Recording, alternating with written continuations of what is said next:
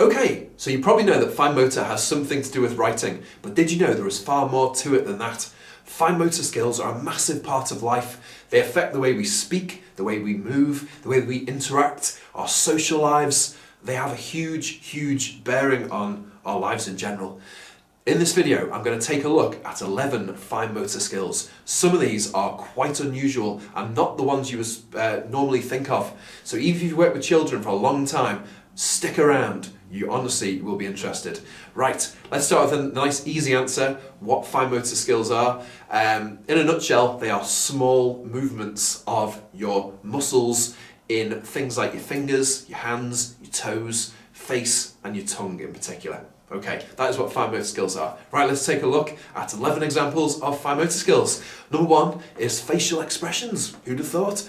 Your face is controlled by lots and lots of tiny muscles. They make you look sad, happy, shocked, all that kind of thing. That is all fine motor. Who'd have thought? Number two, I think this is the biggest one. And again, it's not one that a lot of people think about when they think about fine motor, but it's speaking. Speaking is basically a fine motor activity. All the tiny muscles in your lips, all the muscles in your tongue and your face, all coordinating and creating sound and creating speech. Often children that have fine motor issues with their fingers and their delay in writing and picking up small objects, they will often have speech and language issues as well. The two things are often connected, and that's because they're both fine motor. Okay, number three is eating. This is a huge one. I think this is probably one of the most important ways that people learn fine motor when you're a baby and a toddler, picking up food. But fine motor is crucial for eating, picking up the food, selecting what you want and all that kind of stuff. I should say, before we go any further with number four, if you're not subscribed to the channel, please consider subscribing. There'll be lots of free content such as this, all about early fine motor, maths, literacy, phonics, all that kind of thing. My name is Martin Williams. I've been a teacher for the last 10 years, working with children ages 3 to 5 in particular. I now do training courses all around the UK, doing things that pretty much the same subjects, phonics, maths, literacy, all that kind of thing. So subscribe. You will not regret it. Okay, number four is taste.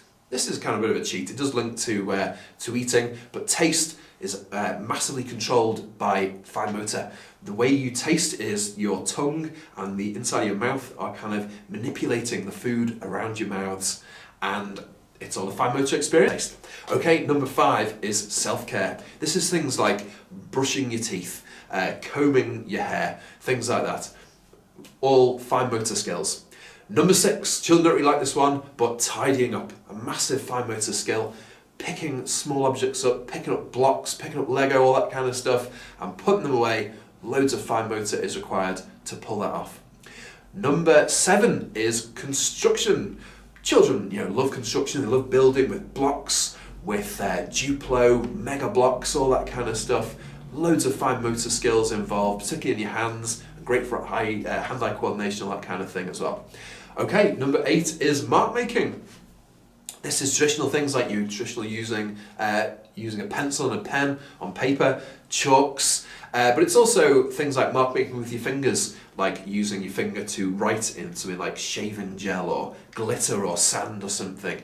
Or you could even use things like little cars, use your fingers to move cars through sand or porridge oats, or all sorts of different mark making experiences you can have, not just writing, that need fine motor skills.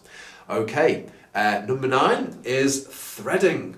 Threading and weaving, using material and using weaving boards or geo boards and just using your fingers to thread and weave. Number 10 is tweezers and tongs, basically things to pick stuff up with. Picking things up like beads or beans, pasta, all that kind of thing, put them into little pots, posting them into different places, any equipment like that. Brilliant, it's using fine motor skills. Number 11 is a massive one. This is getting dressed. When you get dressed, you're using your fingers to, and your hands to put the clothes on. Great for hand strength, great for independence, and uses lots and lots of fine motor skills. Okay, those are 11 fine motor skills. Some of them a bit more unusual, some more common. Please do subscribe to the channel. Subscribe and hit the bell, and I hope to see you again.